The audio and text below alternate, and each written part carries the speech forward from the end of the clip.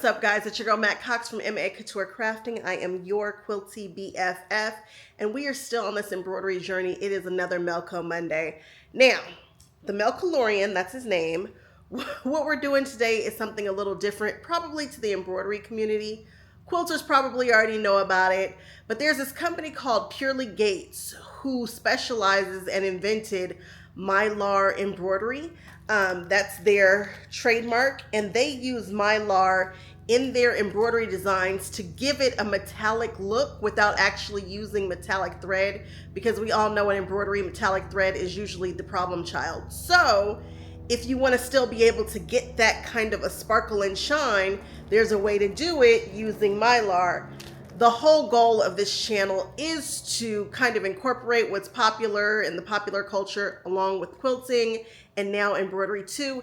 And this is something that I found out that the embroidery people don't really know about. So let's introduce them to Mylar Embroidery. That is going to be my contribution to, what is this, Embroidery Month? Oh my goodness, it's National Embroidery Month along with Black History Month. The other thing that I'm going to try to introduce you guys to is color combinations for Black people's skin or for darker skin tones.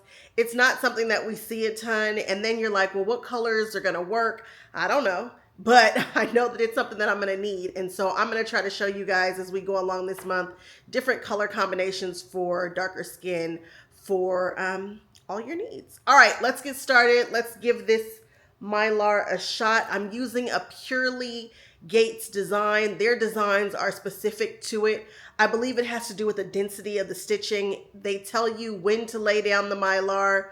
We're going to get into all of that, but this should be a good time. This is going to be a good experiment. All right, let's go. As usual, I'm over here at my Hoop Master station. I tell you, when I first got this, I was like, I don't want to buy it. It's so expensive. I'm so glad I bought this thing. I don't know what to do. It's the little things, right? Sometimes stuff just makes sense to spend the money, and I hate to do it, but a gentleman recently told me we cry one time and then we don't have to worry about it anymore, and that's kind of where I am. I just recently bought a bunch of hoops and still need, I feel like I need one more and then I'll be good. But anyway, because I don't have like a 10 by 10 hoop, which is what I'm kind of wanting right now, I'm just going to have to use this 11 by 13, which will be fine. I'm cutting down my backing to size.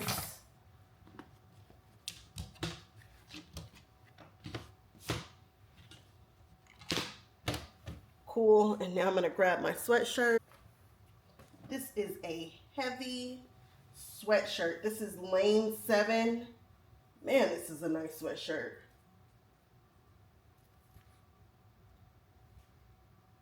Lane 7 has got a nice weight to it. Okay. I'm going to pull it down here. I'm going to line it up center. There we are. It says it's center. I'm just going to pull on these armpits and make sure that they are falling in about the same place.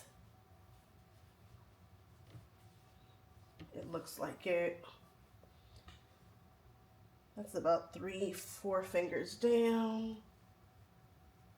This looks like this is centered. I think I'm going to hoop it upside down. Why not? I know that I'll have enough room down here. I'm not 100% sure I'll have room up there. So I'm going to hoop this with this little notch, which usually would go in this way. I'm going to hoop it this way. Beautiful.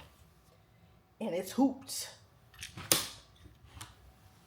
And I'm just going to pull this big boy out of here and take it on over to the machine. So I have changed all the colors. Everything seems good.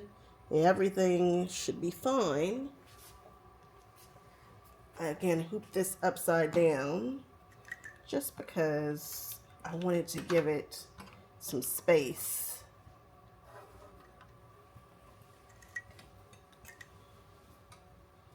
For all the movement that it might need to do. So we pop that in. Now we're just looking at the color chart here. I've got everything the way that I want it, I think.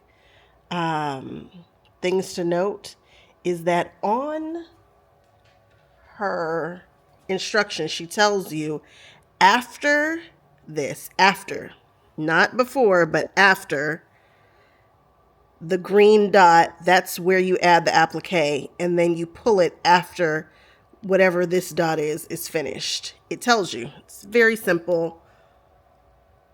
All right, let's get to going, and hopefully this will be nice and smooth, no issues. And I'll show you guys next where the applique goes, or where the Mylar is going to go, which is kind of like applique. It is applique, really.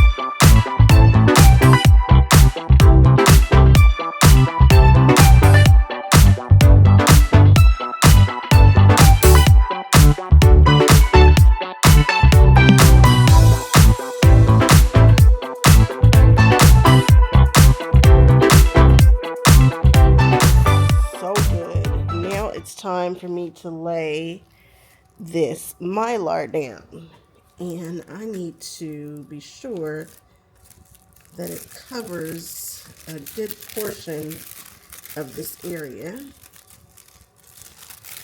but it doesn't need to cover the whole design. I know that. I think I'm going to cut it. It's got the static cling, so it kind of, I think I'm just going to cut it like that. Just going to cut it down right here.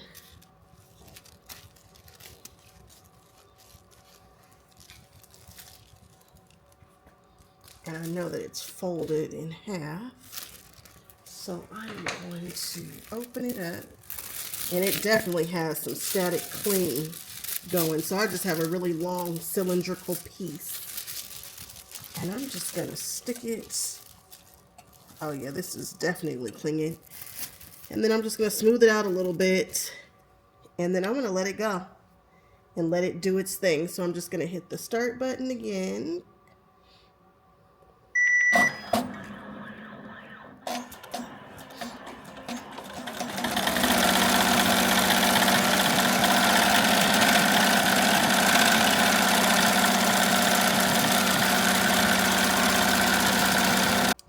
Machine is telling me to pull up the excess. I totally should have used a little less right there, but just pull it all up because it's already perforated it for you. I'm just pulling it in, just like you would do glitter.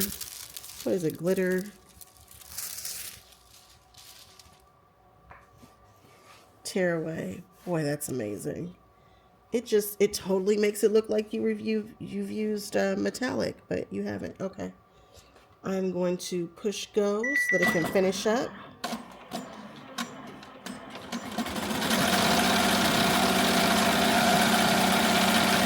So this is all of the Mylar that I have left. That's certainly enough to do another couple of girls, especially seeing as though that I wasted a little bit here. I should have come down a little bit more, but that's all right. So I am going to cut this away because I don't think I'll be using that little piece there.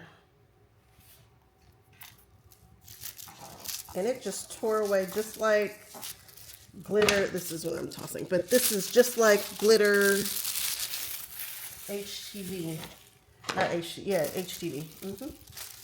And then I have the rest of that there. So that's nice.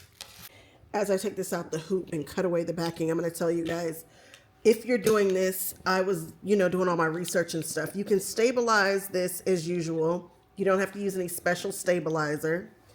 If you're doing a Purely Gates design, you want to be sure to do this and lay it down after the green dot color stitches out. Again, that's after it stitches out. And then you want to pull it after the red dot stitches. That's her recipe. If you're digitizing this yourself, you can figure that out on your own. She uses an opalescent color. That's the only color that she uses because your thread really is what gives it the color. Opalescence, you guys know how you do your nails and stuff, and you have that cotton candy kind of color, and it takes up the color around whatever you're using. Like right now I have cotton candy. Anyway, you guys get it. It's opalescent color. It's the thread that's doing the work. It's just giving it the shine, and it takes up the color that is around the design, the color. You guys know what I'm trying to say. You know what? Maybe I should not be doing this while doing this. Okay. Opalescent color. It doesn't wash away. It can be ironed a little bit. Treat it with, especially because, you're using poly threads, but actually your thread will burn before the Mylar will. But still, I do it inside out. I put a pressing cloth on there, but it's not going to burn. You'll be fine. It's not going to flake off. It's not going to wash away. You're good to launder this and put this on baby items. There's no right or wrong side to this Mylar. You can use either side. It's not a big deal. It has no expiration date. If it gets crinkled, it's not a big deal. You don't have to store it specially. It's just like a diamond. It's just going to have more facets in it. If it crinkles, it's not a big deal. Don't freak out. And if you stitch out one of their designs without the Mylar, it's very possible that your background will show. It might not be a big deal, and it might not really show that badly. You can test it yourself, but their designs are made to go with their Mylar, so keep that in mind. I am obsessed with their stuff. I've been since I've seen it. It was one of the first booths that I've ever saw when I ever went to my first quilt show, which was Road to California. Well, kind of. Road to California.